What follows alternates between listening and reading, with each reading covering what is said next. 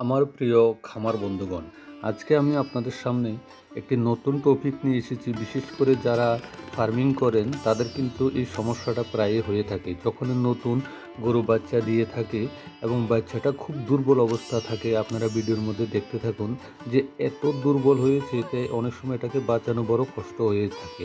তখন ওটাকে কিভাবে প্রাথমিক চিকিৎসা করবেন বা কিভাবে তাকে প্রথমে কেয়ারটা নেবেন, তাই আজকে আপনাদের সামনে তুলে ধরছি। এতটুকু যদি আমার ভিডিওটা দেখে থাকেন, যদি এরকম নিয়মিত ভিডিও পেতে চান, তাহলে অবশ্যই আমার ভিডিওর মধ্যে চ্যানেলে সাবস্ক্রাইব করবেন এবং বেল আইকনটা দাবিয়ে দেবেন, যাতে আমি পরবর্তী যখনই ভিডিও ছাড়ি আপনাদের মোবাইলে টিং টং এরকম একটা আওয়াজ হবে।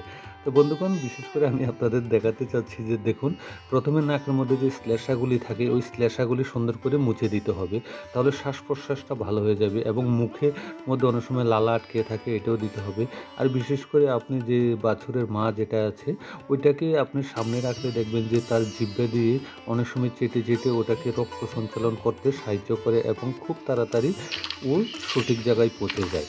তো বন্ধুগণ, বিশেষ করে আপনারা যদি দুধ খেতেও অনেক সময় সময় লাগে, তাহলে আপনারা করবেন কি, যে বাছুরকে যখন দুধ খাওয়াতে কষ্ট হবে, বাছুর নিজে নিজে যখন ঘন্টা আধা ঘন্টার পরে যে একদিন ঠিকমতো দাঁড়াতে পারছে না, তো অবশ্যই আপনারা ওর মার বাট থেকে কিছুটা কাপে করে দুধ নিয়ে অবশ্যই ওকে চামিচ বা যে কোনো পাট দিয়ে খাওয়ানোর চেষ্টা করবেন। কারণ একটা কথা মনে রাখবেন, শাল দুধের বিকল্প কিছু হয় না। আপনারা অন্য কিছু খাওয়াবেন না, মাঠ থেকে ওর যে গাভীটা আছে ওটার থেকে দুধ কালেকশন করে আপনারা অবশ্যই খাওয়াবেন এবং পার্শ্ববর্তী আপনাদের যে ডাক্তার আছে ডাক্তারের সাথে পরামর্শ করে নেবেন।